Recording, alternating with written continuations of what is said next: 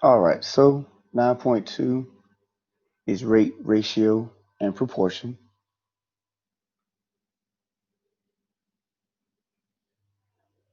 Rates are a comparison of two quantities and it can be written as a fraction. So, first example, 135 miles over 6 gallons. So you're talking about 135 miles for every 6 gallons. Or a lot of times people say per, and that represents that divisional bar. So it's 135 miles per 6 gallons.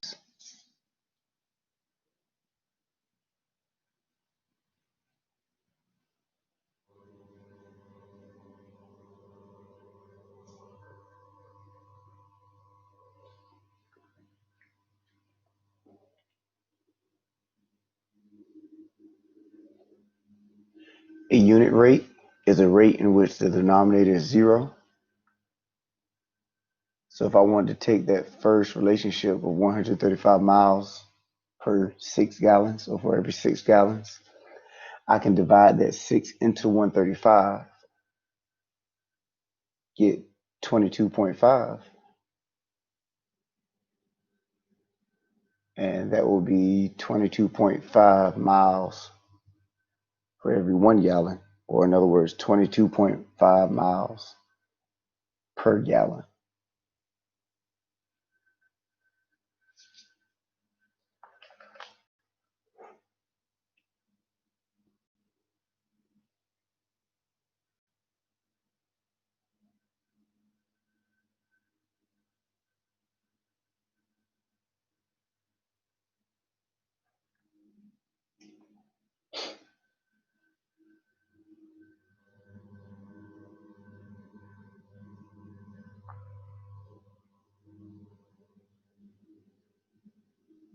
And yeah, don't forget to let me know if I were to move too fast. I'm trying to, not go too fast, but I already have the stuff written out. So,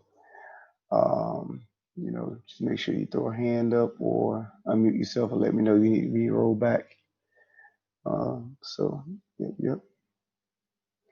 So we have a dental hygienist earns $1,304 for working a 40-hour week. What is the hygienist hourly rate of pay? So in other words, you want to know how much per hour does this person makes. So you're talking about dollars per hour or dollars over hour. So we take the 1304 and place it over the 40 hours.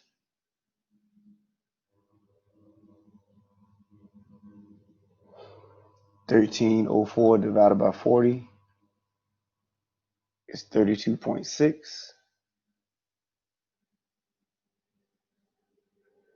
And so that's $32.60 per hour.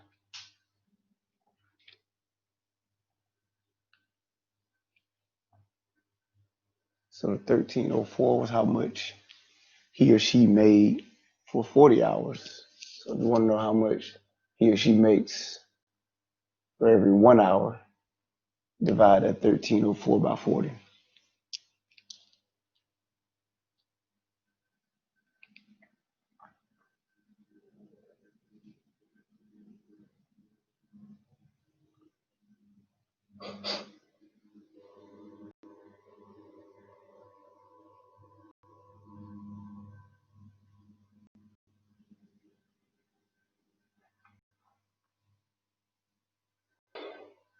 And then I wrote down here the other way of writing is just 3260 slash H. Just represents the same thing, $32.60 per hour.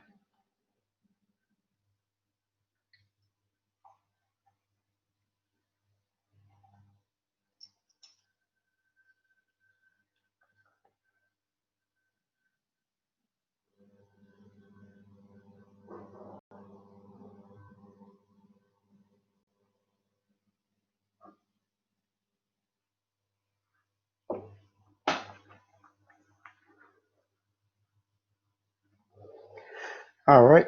Which is the more economical purchase? An 18-ounce jar of peanut butter priced at $2.69 or 28-ounce jar of peanut butter priced at $3.99.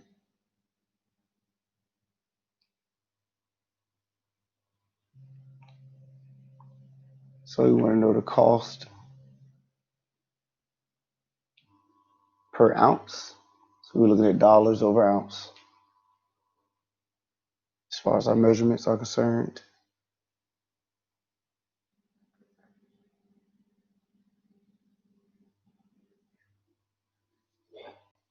So we would do $2.69 over 18 ounces.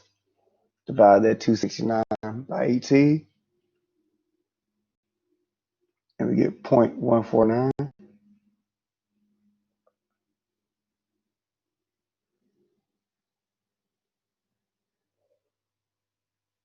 So that's 149 per ounce.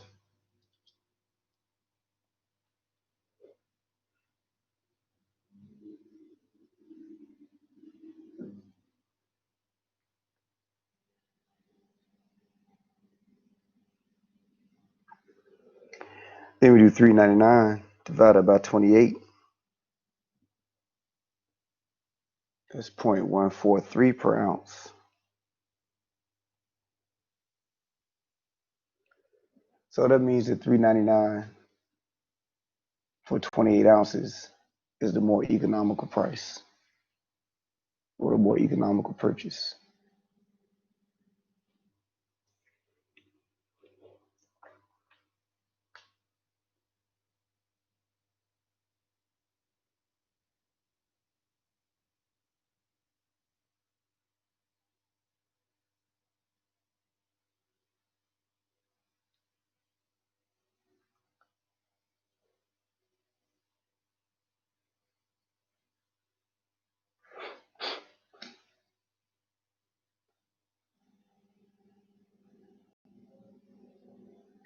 All right, questions before we get into ratios?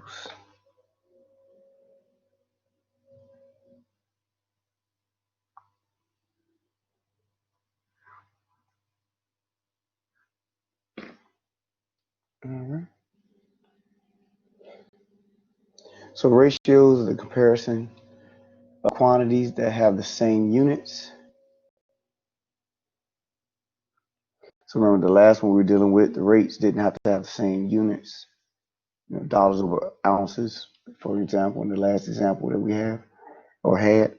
Ratios need to have the same unit, and they can be written three different ways: as a fraction, 2 over 3, with a colon, 2:3, or with the word 2, 2 to 3.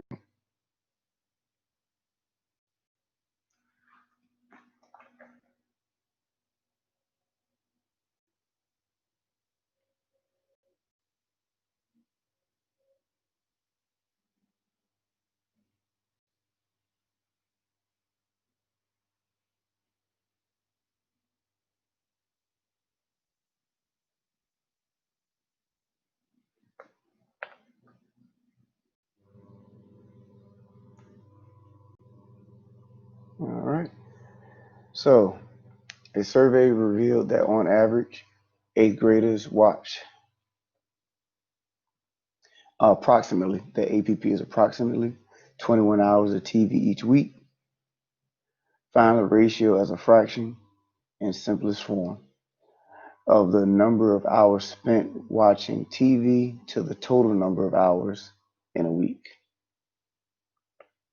So I'll give you a chance to write that before we get into the problem.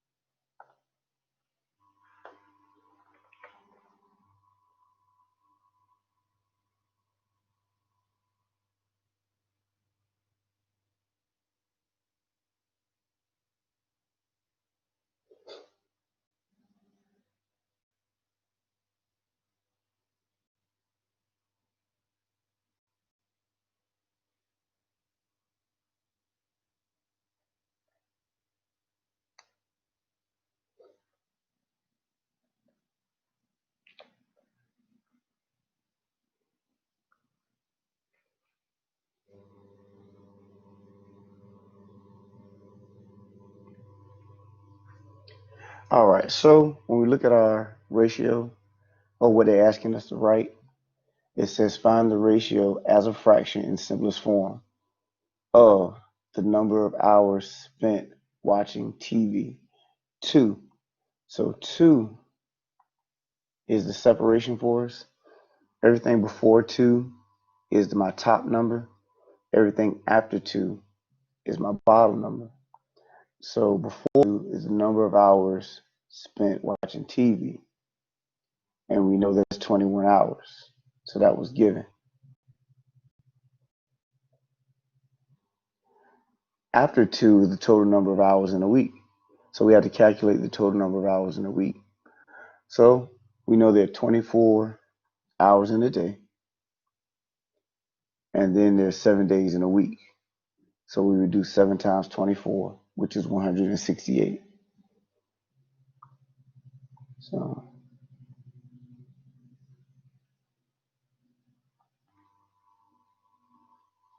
that's going to be our bottom number.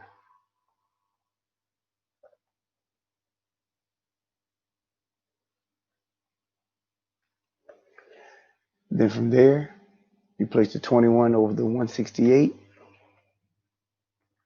And remember, we do need to reduce this fraction. So even if you didn't see 21 that was in common with both terms, you would break the number down as much as possible. You can write down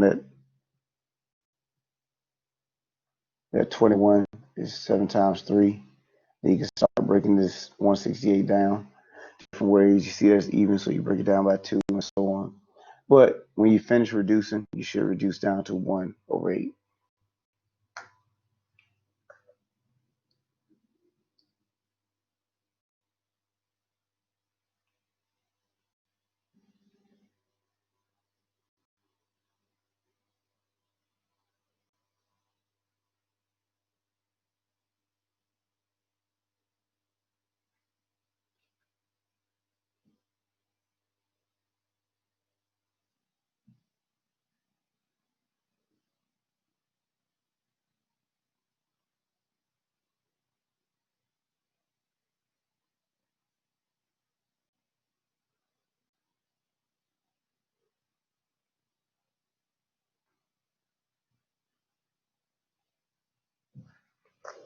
All right. Unit ratio, just like we had unit rate. Unit ratio is a ratio in which the number at the denominator is 1.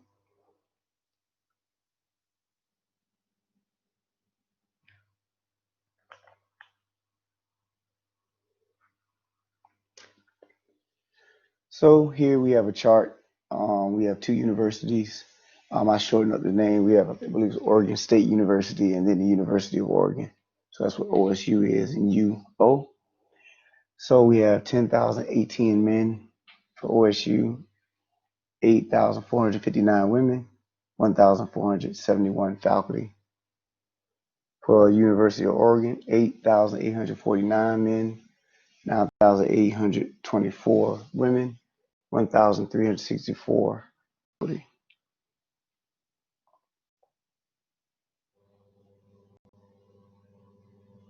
All right. So let's calculate the student to faculty ratio at OSU. So we're not looking at the University of Oregon's information. We're looking at OSU. Round to the nearest whole number, right using the word 2. So we want to know student to faculty ratio. So they didn't give us the total number of students. We need to calculate that by taking the number of men and the number of women, adding them together. So that's 10,018, 8,459. Adding those together, we get 18,477. That's our top number because student came first and what we were trying to set up, student to faculty. So that's 18,477 divided by 1,471 because that's the number of faculty that they had.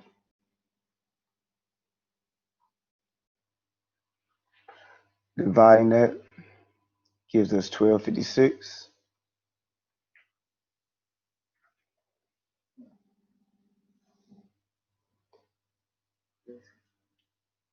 1256 over 1 is my new ratio.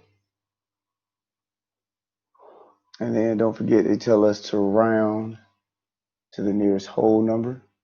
So 1256 rounds up to 13.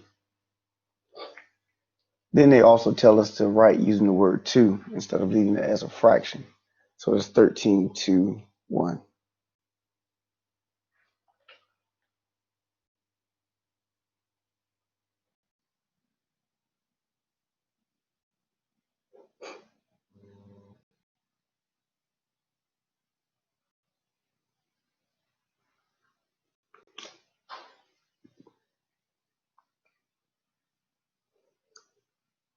All right, last thing in this section before we close it out. Any questions?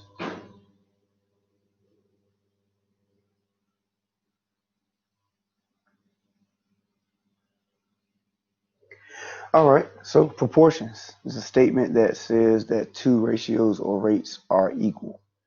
So 2/3 equal to 12/18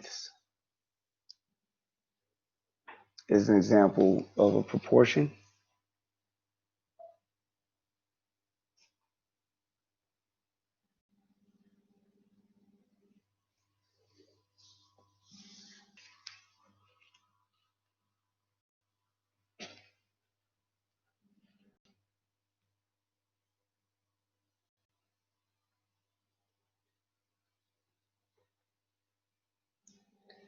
All right, so relationship that we will use when it comes to proportions is your cross product. If you have A over B equal to C over D, you cross multiply. If you were to cross multiply, in other words, you take your denominators up. You take D to A, take B up to C. That means that A times D would be equal to B times C if you actually have a legit proportion.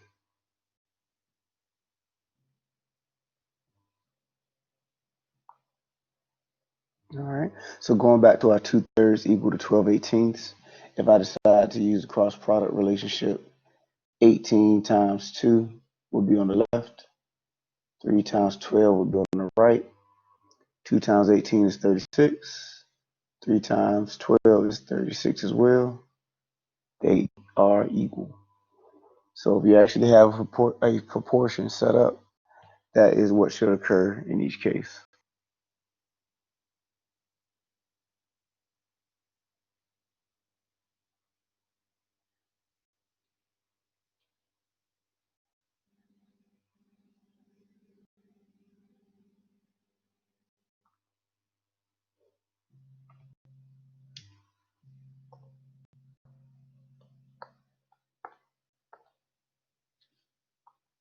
All right, so if we solve, say we have a proportion, we're missing a piece, we can use the cross product relationship in order to solve. So we have 8 over 5 equal to n over 6. And we want to solve for n. So you take 6 multiplied times 8, 5 multiplied times n. So on the left side, we have 8 times 6, right side, 5 times n. So that's 48 equal to 5n. Now, in order to get n by itself, we divide both sides by 5. 5's cancel on the right. Then on the left, we have 48 over 5. And then Weber sign will let you know which way they want it to, whether it be 48 over 5 or if you need to divide it out as a decimal, 9.6.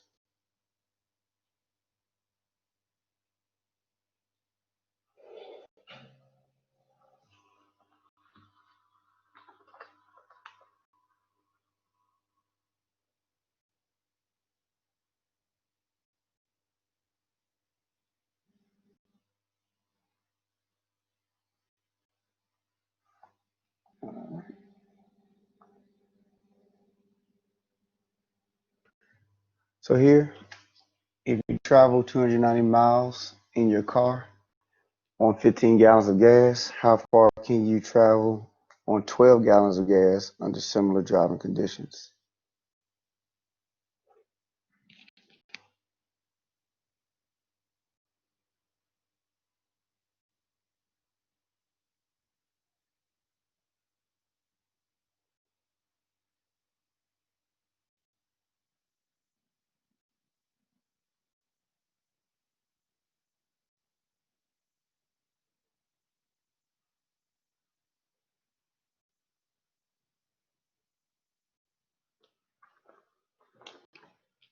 All right. So you set up your proportion. It's always important to remember that when you set up your proportion, you need to stay consistent in what you're doing. So if I decide to do miles over gallons, notice we have the two measurements here, 290 miles on 15 gallons. So we decide to do miles over gallons in our first fraction. Then you need to make sure you stay that way consistently throughout the rest of the proportion. So you need to do miles over gallon for the second fraction as well. So it doesn't matter whether you do miles over gallons over mile. You can even set it up and play with it even other ways. You just have to make sure that you stay consistent in what you do. So easiest way to do it, miles over gallon, and then stay with miles over gallon in the next fraction. So that means I would do 290 over 15 for my first fraction. That's my first relationship. Then it says, how far can you travel? So the miles are unknown. So that would be my x on 12 gallons of gas. So that's x over 12.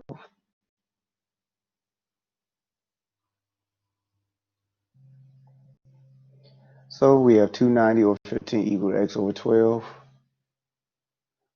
Cross multiplication, 12 times 290, 15 times x.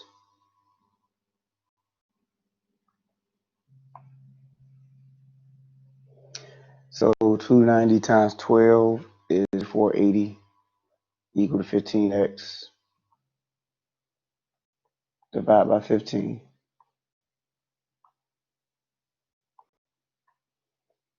15's cancel.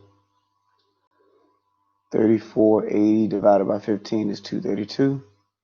So you can travel 232 miles on 12 gallons of gas.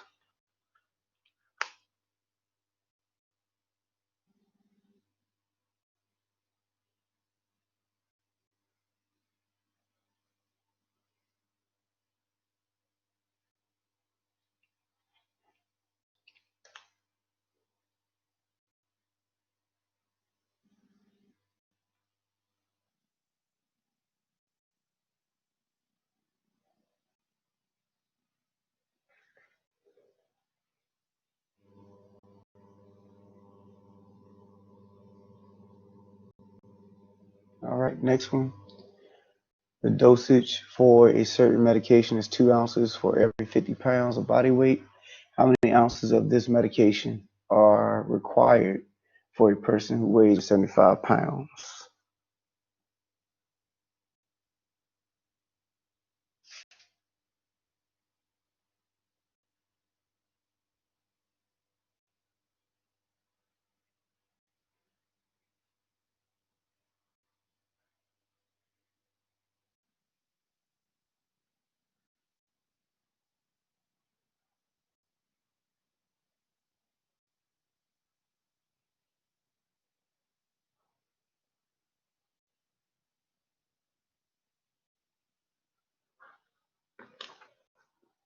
All right. So decide how you're gonna set up your ratios. Well, that would be your rates. Ratios have the same measurement. So decide how you're gonna set up your rates. So I decided to do ounces over pounds. So if you're gonna do that, you gotta stay consistent throughout your proportion. So 2 ounces over 50 pounds. And how many ounces are required for 175? So that how many ounces is your X? 175 is your pounds.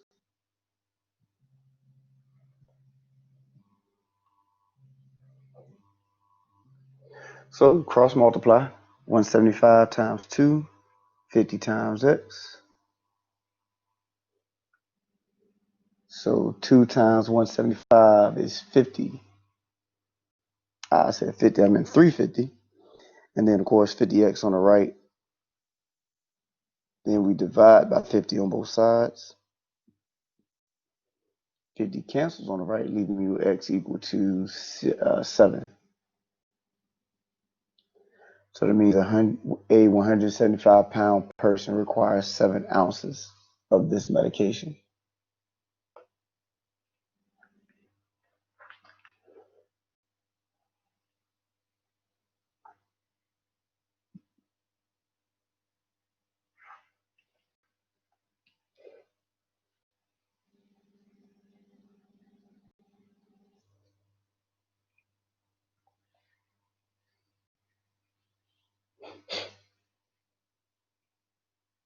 All right. Questions? Any questions? I believe that was the last one. Yep.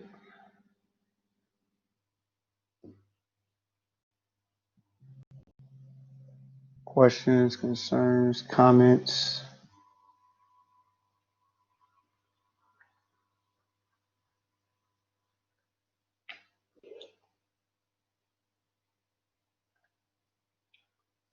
All right. So, not trying to go and start 9.3 or anything yet. Remember, we have chapter 7 and chapter 7's assignment. We at, 5 sections out of chapter 7 as far as homework is concerned. And you have that test that's floating out there. So we most definitely want to get that taken care of. Next class, just like I tried to do this class, I will leave open for you guys to ask whatever questions you want to ask. I don't believe, no, I'm not going to do anything new on next class. So Friday is completely open for you to ask whatever questions you want to ask.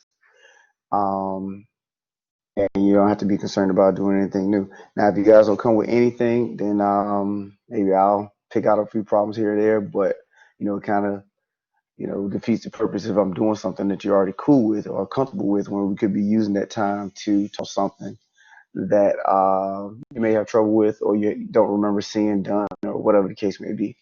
So Friday is your day. I will not do anything new. We will pick up in chapter 9 on next class, and really, I believe we will be finishing out chapter 9. I'll check the syllabus. I think chapter 9 only had 3 sections: 9-1, 9-2, and 9-3. So we'll be looking at finishing up chapter 9. So make sure you guys are knocking this stuff out. You don't want to get into a position or put yourself in position of having a whole bunch of work sitting on top of you, trying to figure out how you're going to get done or how you're going to find time to do it. You should be progressively doing this as we go throughout the course. All right. So, with that being said, any questions before we close out?